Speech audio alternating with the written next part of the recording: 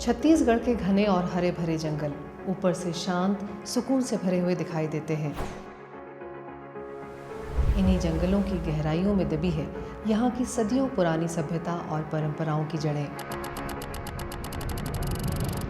लेकिन इतिहास में एक ऐसा वक्त आया जब इन जंगलों की हरियाली पर लाल आतंक का साया मंडराने लगा।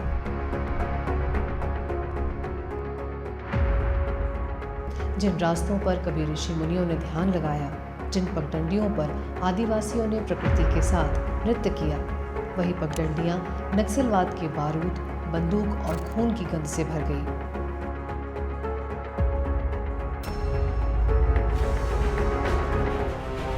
किसने बोया ये बीज? कैसे एक विचार चीन से निकलकर भारत के सबसे शांत, सबसे मासूम कोने बस्तर तक पहुंच गया? कैसे हुआ माओवादी विचारधारा का जन्म और आखिर कैसे बस्तर बना लाल आतंक का किला?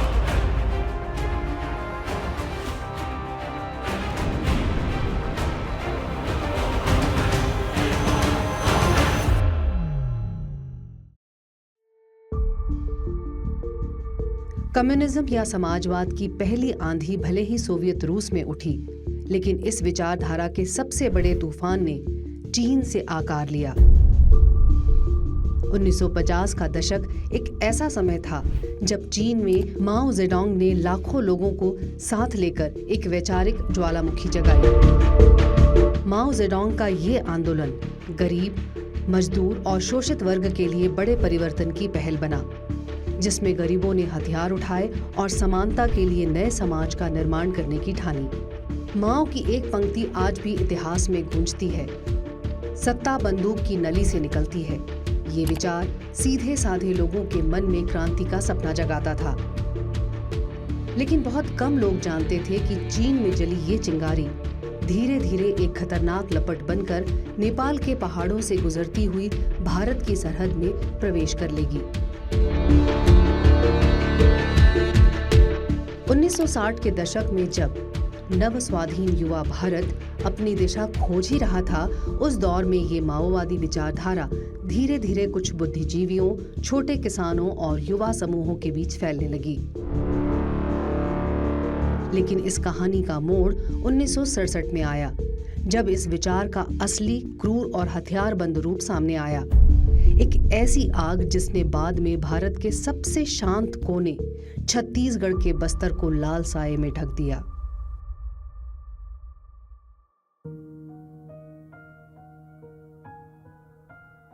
उन्नीस सौ 1967 का दौर जब भारत के पश्चिम बंगाल में नक्सलबाड़ी नाम के एक छोटे से गांव में एक मामूली सा जमीन विवाद भड़का और देखते ही देखते इस किसान क्रांति से विद्रोह का ऐसा विस्फोट हुआ जिसने देश की राजनीति को हिलाकर रख दिया। इस विद्रोह का नेतृत्व समाजवादी नेता चारू मजलूमदार और कानू सान्याल कर रहे थे। जब चीन के माओ के विचार का कुछ अंश नक्सलबाड़ी के इन नेताओं की विचारधारा से मिला तो जन्म हुआ नक्सलवाद का। किसे पता था कि ये अशांति एक नए बीज का वो अंकुरण था जो विचारधारा के नाम पर दशकों तक भारत को, खासकर बस्तर के भोले भाले आदिवासियों को अशांत करने वाला था।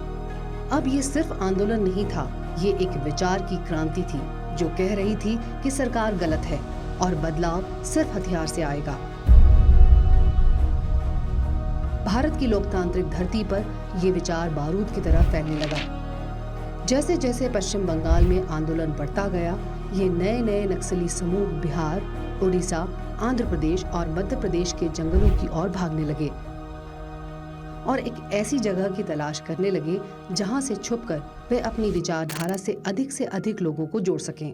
पश्चिम बंगाल के दार्जिलिंग जिले के नक्सलबाड़ी से ये खूनी सोच बिहार, झारखंड, उड़ीसा के रास्ते छत्तीसगढ़, आंध्र प्रदेश, महाराष्ट्र और मध्य प्रदेश तक पहुंची, क्योंकि ये वही क्षेत्र थे जहां उन्हें विशाल और दुर्गम वन क्षेत्र, गरीबी, असमानता और प्रशासन से दूरी मिली, जिसका इन नक्सली समूहों ने पूरा फायदा उठाया। 1970 से 90 के बीच ये आंदोलन धीरे धीरे आदिवासी इलाकों में जड़ें जमाने लगा। आंध्र प्रदेश के आदिलाबाद से लेकर झारखंड के पलामू और छत्तीसगढ़ के अबुझमाड़ तक लाल गलियारा यानी रेड कॉरिडोर तैयार हो चुका था। नक्सलियों का सपना रेड कॉरिडोर अब नेपाल के पशुपतिनाथ मंदिर से आंध्र प्रदेश के तिरुपति तक आकार ले चुका था। करीब इन 3 दशकों तक ये रेड कॉरिडोर विकास, सुरक्षा बलों और देश की आंतरिक सुरक्षा के लिए सबसे बड़ा खतरा बना रहा।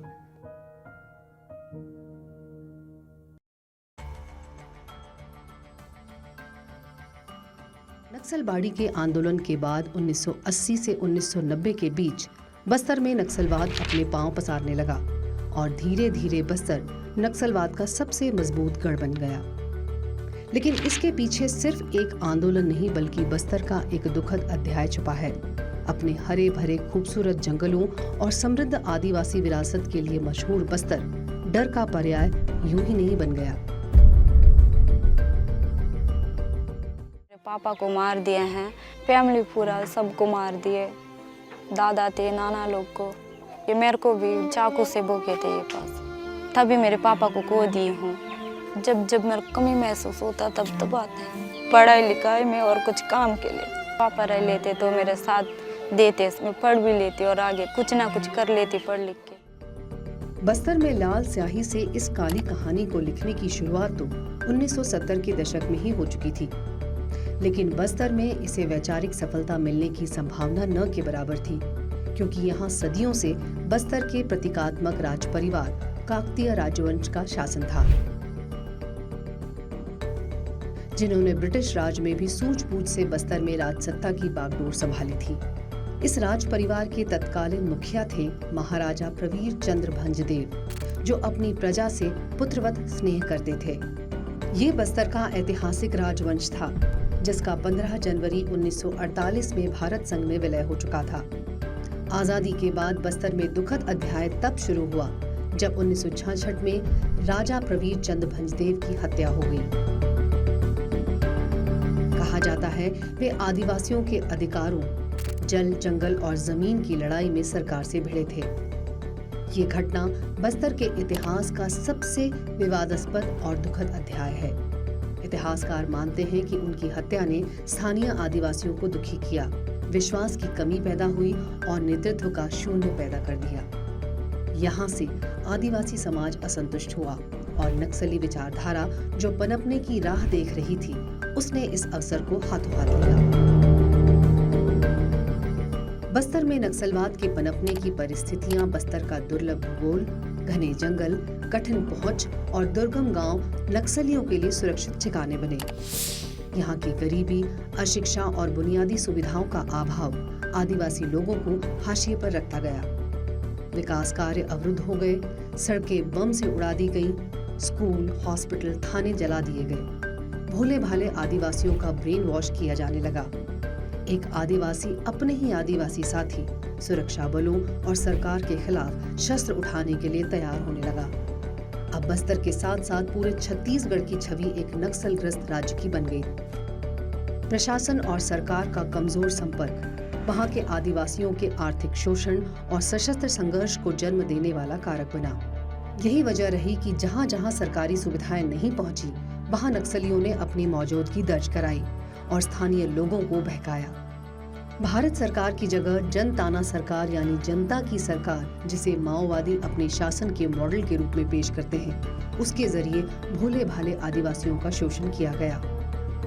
नक्सली नेताओं में नंबाला केशवराव, बसवराजू, माल जेकुला, वेणुगोपाल भूपति और रुपेश जैसे बड़े नाम ज्यादातर बाहरी राज्य के थे, लेकिन मरने मारने के लिए आगे खड़े किए जाते थे बस्तर के गरीब युवक, अर्बन नक्सल्स, प्रोफेसर्स, वकील, पत्रकार, एक्टिविस्ट, जो शहरों से नक्सलियों को विचार, फंडिंग और रणनीति देते थे। यानी लड़ाई जंगल में थी, लेकिन उसकी स्क्रिप्ट शहरों में लिखी जाती थी।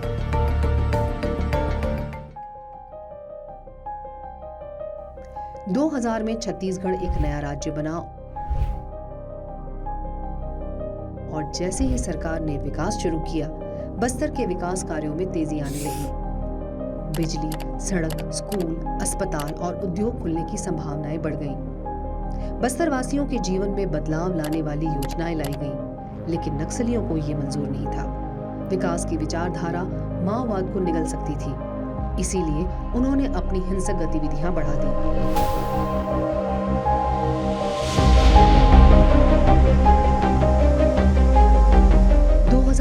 में शुरू हुई हिंसा की वो लहर जो भारत की आंतरिक सुरक्षा के इतिहास में सबसे दर्दनाक अध्याय बन गई।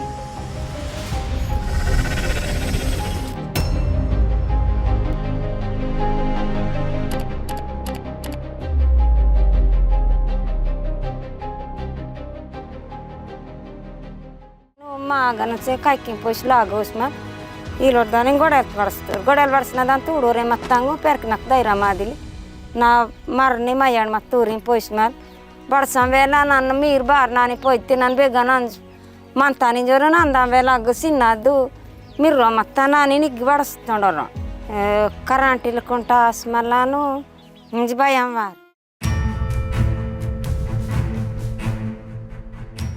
बस्तर की लड़ाई सिर्फ जंगलों की लड़ाई नहीं थी, ये सामंजस्य, रणनीति और राजनीतिक इच्छा शक्ति की भी परीक्षा थी।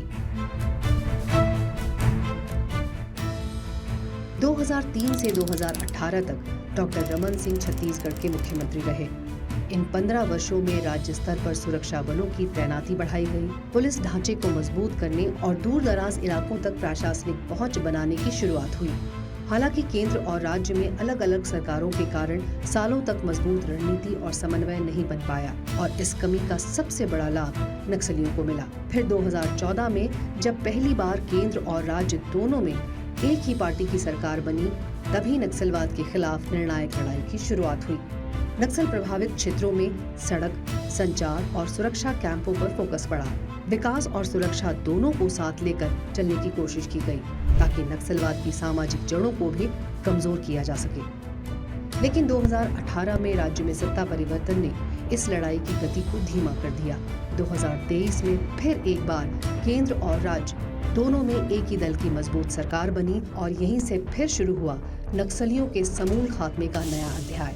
20 सितंबर 2024 को रायपुर में हाई लेवल बैठक के बाद गृह मंत्री अमित शाह ने एक ऐतिहासिक घोषणा की। 31 मार्च 2026 नक्सलवाद का अंतिम दिन। और मेरी बात याद रखना, 31/3/2026 को ये देश नक्सलवाद से मुक्त। इस घोषणा के साथ लड़ाई निर्णायक मोड़ पर पहुंच गई। मुख्यमंत्री विष्णुदेव साय और गृह मंत्री विजय शर्मा के नेतृत्व में बस्तर में लाल आतंक का सफाया तेजी से आगे बढ़ने लगा। लेकिन अगर गोली की बात लोग करेंगे तो सरकार भी गोली से ही उनका जवाब तैयार है। जी तैयार है, और बोली से अगर वो लोग मानेंगे तो बोली के लिए भी सरकार तैयार है। जी जी बिल्कुल।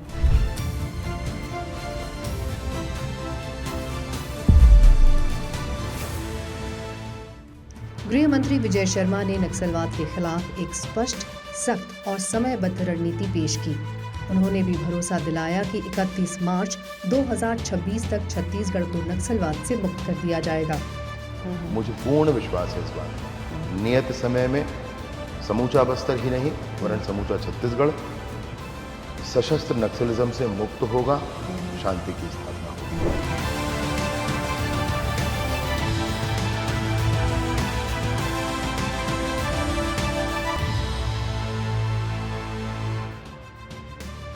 ये सिर्फ एक घोषणा नहीं बल्कि एक दृढ़ संकल्प था।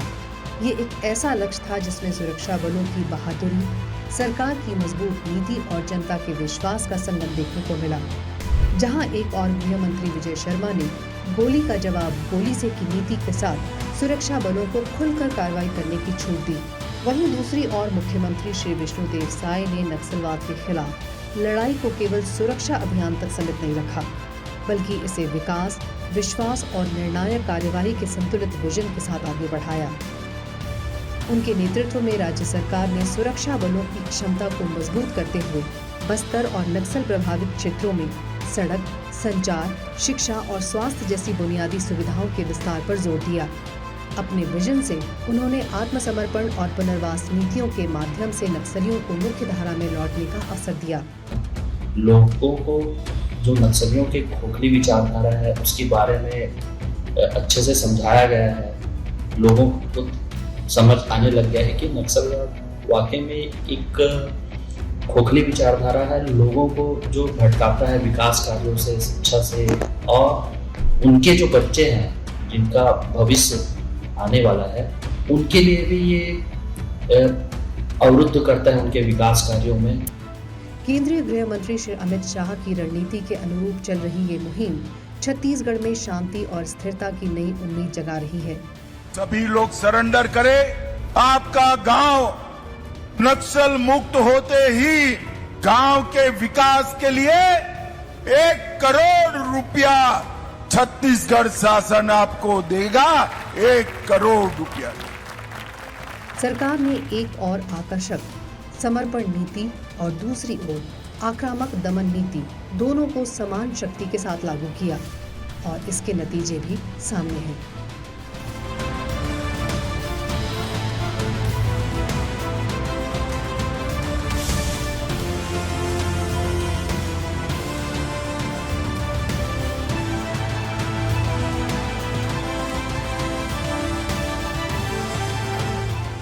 साल 2025 में इन अभियानों को सबसे बड़ी सफलता मिली। संयुक्त कार्रवाइयों ने माओवादियों के ठिकाने को लगातार निशाना बनाया। इसी का परिणाम है 2025 में अब तक 1040 नक्सलियों ने आत्मसमर्पण किया। 2024 में ये संख्या 881 थी। पिछले 11 वर्षों में 6153 नक्सलियों ने आत्मसमर्पण किया और 1129 मारे गए। ये आंकड़े सिर्फ संख्या नहीं, ये बस्तर के बदलते भविष्य की कहानी है। आत्मसमर्पण ने हथियार ही नहीं, जीवन भी बदला। 2025 में जो आत्मसमर्पण और समर्पण नीति में जो बदलाव सरकार ने किया है वो काबिले तारीफ है, क्योंकि इसके पहले जो समर्पण नीति थी उसमें कुछ तो कमी रही होगी कि छत्तीसगढ़ के भी माओवादी तेलंगाना में और महाराष्ट्र में जाकर समर्पण करते थे। और निश्चित ही तौर पर जिस तरह से सरकार ने आगे कदम बढ़ाकर अपनी समर्पण नीति पर बहुत नए तरीके के बदलाव किए, वो बदलाव जो सरेंडर करने वाले माओवादियों के जीवन में निश्चित ही तौर पर बड़ा बदलाव लाएंगे। हाल ही में 208 नक्सलियों ने कुल 153 हथियारों के साथ आत्मसमर्पण किया, जिसमें 110 महिलाएं और 98 पुरुष शामिल थे। सरकार की पुनर्वास और आत्मसमर्पण नीति उन्हें कानूनी सुरक्षा, आर्थिक मदद, एक सुरक्षित भविष्य और सम्मानजनक जीवन जीने का मौका दे रही है। नियत निलार योजना हो या आत्मसमर्पण नीति 2025, इन योजनाओं ने हजारों पूर्व नक्सल परिवारों के जीवन में शिक्षा, रोजगार और खेती के नए रास्ते खोले हैं। 2015 में जहां 35 जिले प्रभावित थे, आज सिर्फ 3 जिले बीजापुर, नारायणपुर और सुकमा सबसे ज्यादा प्रभावित हैं। 2023 के बाद से हजारों नक्सलियों ने मुख्यधारा की राह पकड़ी। लगातार रणनीतिक ऑपरेशंस ने नक्सली हिंसा को भारी रूप से कम कर दिया है। सबसे बड़ा झटका था मांडवी हिड़मा का अंत, 26 बड़े हमलों का मास्टरमाइंड।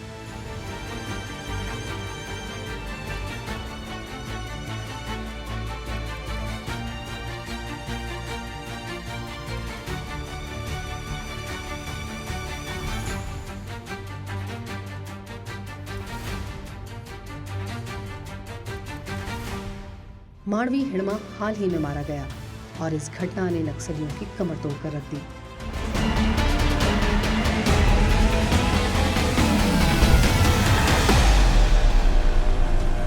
जो कभी आतंक के प्रतीक थे, वे आज वार्ता की गुहार लगा रहे हैं। छत्तीसगढ़ सरकार की सख्त नीति, सुरक्षा बलों का अपार साहस और पुनर्वास योजनाओं की सफलता, इन सब ने बस्तर समेत राज्य के कई इलाकों को नक्सल मुक्त बना दिया है। आज सैकड़ों परिवारों के जीवन में बदलाव आया है। इस बदलाव की कहानी में डॉक्टर रमन सिंह जी द्वारा रखी गई मजबूत नींव आज भी इस ऐतिहासिक परिवर्तन की आधारशिला के रूप में चमक रही है। इस परिवर्तन को निर्णायक गति देने में केंद्रीय गृह मंत्री श्री अमित शाह जी का स्पष्ट संकल्प और सख्त रणनीति इस लड़ाई की सबसे बड़ी प्रेरक शक्ति बनकर उभरी। अब छत्तीसगढ़ के मुख्यमंत्री श्री विष्णुदेव साय जी के नेतृत्व में विकास, विश्वास और सुरक्षा का संतुलित विजन बस्तर के भविष्य को नई दिशा दे रहा है। छत्तीसगढ़ के गृह मंत्री श्री विजय शर्मा जी की दृढ़ नीति और जमीनी नेतृत्व ने नक्सलवाद के खिलाफ अभियान को और अधिक प्रभावी और सफल बनाया है। आज एक नया बस्तर उभर रहा है, जहां दशकों तक बरगलाए गए आदिवासी और पीढ़ियों तक हिंसा से पीड़ित बस्तरिया अब सच्ची आजादी का आनंद ले रहे हैं। उनके चेहरों पर मुस्कान है, आंखों में नए सपने हैं और उनके विचार अब स्पष्ट हैं। विकास को अपनाना और छत्तीसगढ़िया सबले बढ़िया की पहचान को मजबूती से खड़ा करना, यही नए छत्तीसगढ़ की दिशा है।